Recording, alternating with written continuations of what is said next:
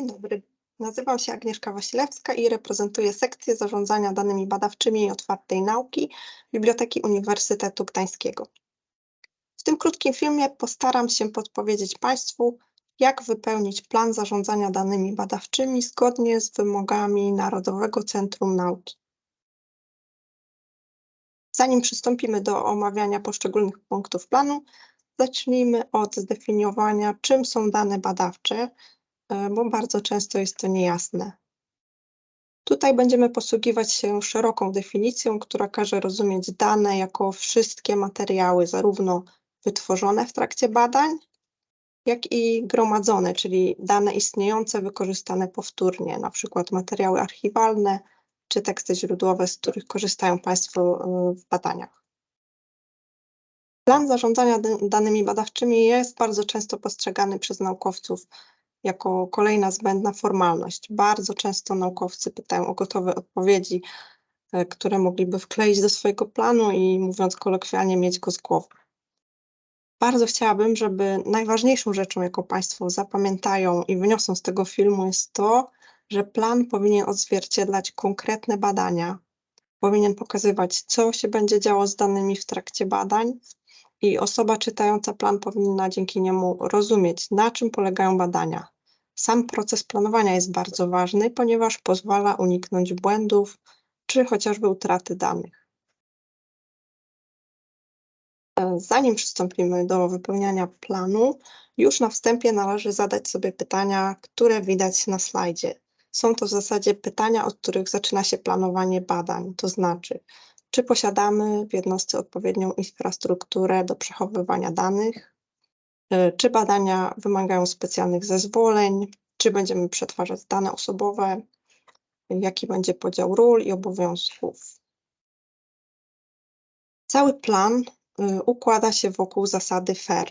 W planie należy udowodnić, że dane będą zgodne z tą zasadą. Jest to najważniejszy wymóg NCN-u odnośnie danych badawczych, jak również światowy trend w zakresie zarządzania danymi badawczymi.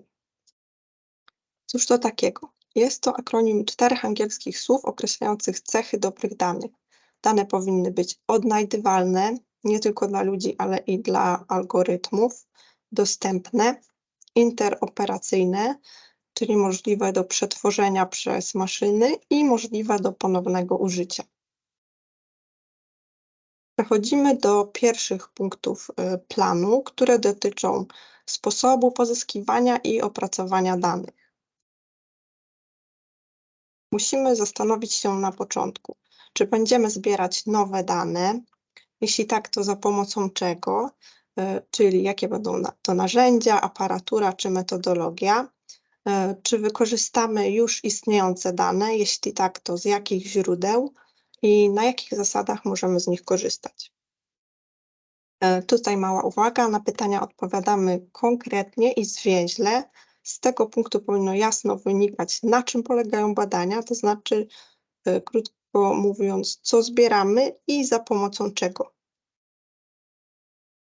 W kolejnym punkcie odpowiadamy również bardzo konkretnie, co to będą za dane, to znaczy, czy będą to dane tekstowe, czy może zdjęcia, czy nagrania oraz w jakim formacie będą i mniej więcej ile miejsca zajmą. Czy mówimy tutaj o megabajtach, czy może w wyniku badań wytworzymy terabajty danych. Jest to istotne z punktu widzenia ich przechowywania, czyli czy posiadamy odpowiednie miejsce.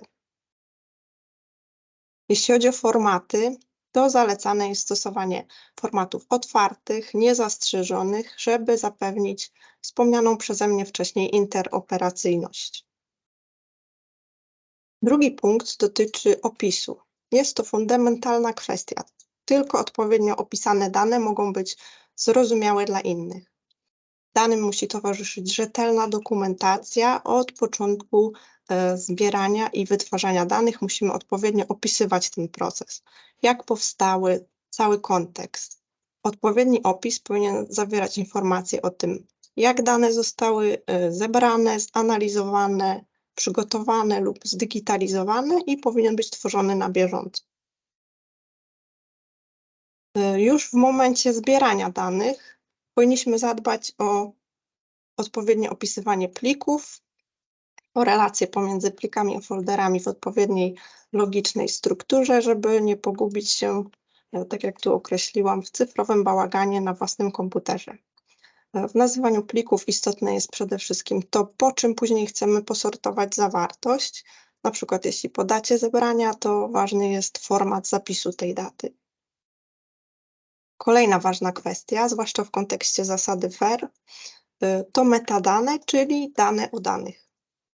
Są one kluczem do uzyskania dostępu do danych badawczych, ich zrozumienia i ponownego wykorzystania.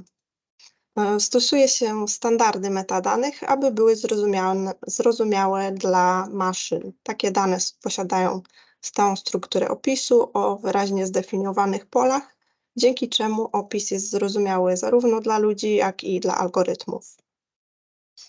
Repozytoria danych badawczych posiadają odpowiednie formatki do tworzenia metadanych i dane umieszczone w repozytorium będą posiadały opis metadanych zgodny ze standardem.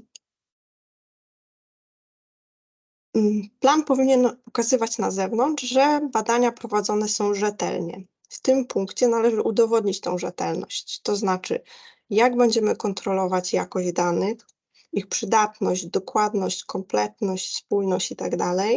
W przypadku istniejących danych, które zbieramy z zewnętrznych źródeł, w tym miejscu należy uwiarygodnić źródło. Dane są wiarygodne, jeśli wykazane jest ich źródło. W przypadku danych wytworzonych są to odpowiednie procedury. Wymieniamy tu środki kontroli, jakie stosujemy, żeby zapewnić jakość. Może być to na przykład kalibracja sprzętu, wielokrotne pomiary, znormalizowane metody i odpowiednie znormalizowane formularze, również czyszczenie danych, sprawdzanie w trakcie ich poprawności, spójności, użyteczności i usuwanie niepożądanych błędów, literówek i tym podobne. Jeśli chodzi o przechowywanie danych, nie rekomenduje się przechowywania danych na dyskach zewnętrznych, przede wszystkim ze względu na możliwość ich uszkodzenia i tak na przykład pendrive jest niedozwolony, może zaginąć lub zostać uszkodzony. Jeśli chodzi o chmury danych, to nie może być to prywatna chmura komercyjna. Taka usługa powinna być regulowana umową dwustronną z uczelnią, tak jak u nas na uniwersytecie w przypadku Microsoftu. Taka umowa jest gwarantem bezpieczeństwa. Co ważne, serwery chmury zgodnie z wymogami NCN-u powinny być na terenie Unii Europejskiej. Należy również zadbać o kopie zapasowe danych, żeby ich nie utracić. Dobrą praktyką jest stosowanie zasady 3-2-1, czyli przynajmniej 3 kopie na 2 nośnikach, w tym co najmniej 1 w innej lokalizacji.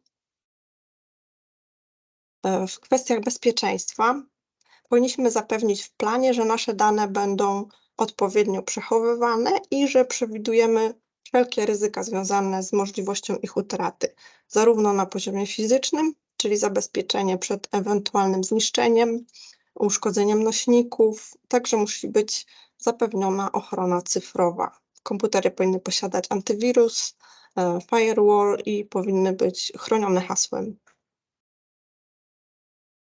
Jeśli w naszym projekcie przetwarzamy dane osobowe, musimy w szczególny sposób zadbać o bezpieczeństwo danych. Dane muszą być przede wszystkim zabezpieczone przed nieuprawnionym dostępem. Ten dostęp musi być ściśle kontrolowany. Tutaj również opisujemy kwestie związane z anonimizacją czy szyfrowaniem podczas przesyłu. I powołujemy się na procedury związane z ochroną danych w instytucji. Teraz omówimy zagadnienia prawne w planie. Tutaj należy zidentyfikować wszystkie aspekty i ryzyka prawne, prawa osób trzecich do danych, umowy z innymi jednostkami, podział praw przy współpracy jednostek naukowych. Taką umową jest na przykład umowa konsorcjum, która określa podział zadań i praw pomiędzy liderem a partnerami. Tutaj jeszcze chciałam powiedzieć parę słów o badaniach z udziałem ludzi, ponieważ wymagają one szczególnego opisania i wymagają zgód, to znaczy świadomej zgody uczestnika badania. Najlepiej, żeby to była tak zwana szeroka zgoda. Zgoda musi być na piśmie i z datą, nie ma tutaj zgody domniemanej. W przypadku dzieci musi być zgoda rodziców, od 13 lat musi być zgoda zarówno rodzica, jak i dziecka.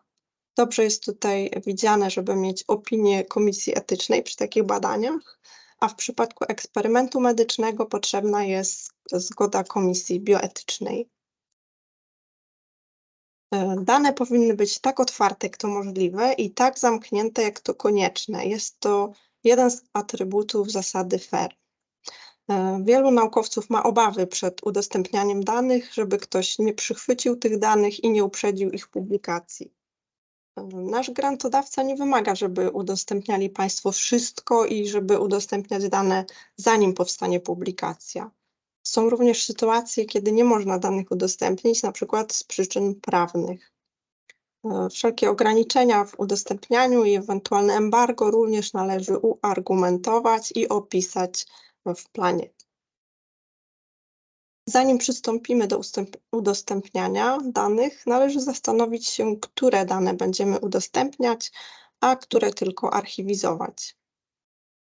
Należy przeprowadzić selekcję, zastanowić się, które dane są wartościowe do ponownego użycia, do weryfikacji wyników badań. Wymóg NCN-u dotyczy udostępniania danych powiązanych, czyli jest to podstawowy zestaw danych, który stanowi dowód wyników badań. Dane badawcze powinny być udostępnione w uznanym repozytorium danych badawczych. Mała uwaga, często dane badawcze są umieszczone w publikacji jako materiały dodatkowe. Nie jest to jednak wystarczające z punktu widzenia grantodawcy. Dane muszą być opisane w odpowiedni sposób, muszą posiadać zestaw metadanych i odrębny od publikacji identyfikator DOI.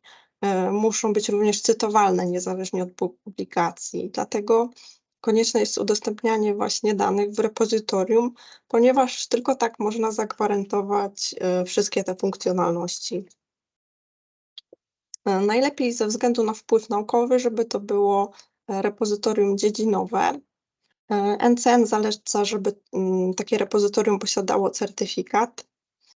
Na pewno przy wyborze repozytorium należy zwrócić uwagę, czy repozytorium nadaje trwały identyfikator, właśnie na przykład DOI, i czy wspiera zasady FAIR, czy gwarantuje interoperacyjność, czyli porozumiewanie się pomiędzy systemami i odczyt maszynowy danych.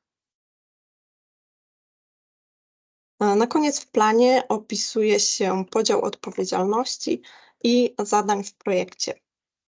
Dobrze jest, zwłaszcza gdy wytwarzamy dużo danych, żeby wyznaczyć role i odpowiedzialności, kto odpowiada za archiwizację, kto za opis i tak dalej, żeby wszystkie obowiązki związane z danymi nie należały do kierownika projektu, bo po prostu jest to niemożliwe do zrealizowania.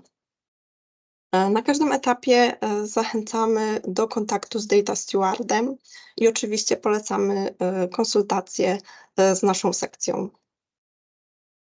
W planowaniu środków należy pod uwagę wziąć koszty związane z przechowywaniem i udostępnieniem danych. Jeśli będziemy na przykład korzystali z odpłatnego repozytorium lub w przypadku bardzo dużej ilości danych, to już w momencie planowania trzeba zaplanować długotrwały koszt archiwizacji i deponowania, czyli te wymagane 10 lat. Na tym zakończyliśmy nasz krótki przewodnik po DMP. W razie pytań czy problemów przy pisaniu planu zapraszam do kontaktu z naszą sekcją. A dzisiaj dziękuję Państwu za uwagę i mam nadzieję, że do zobaczenia.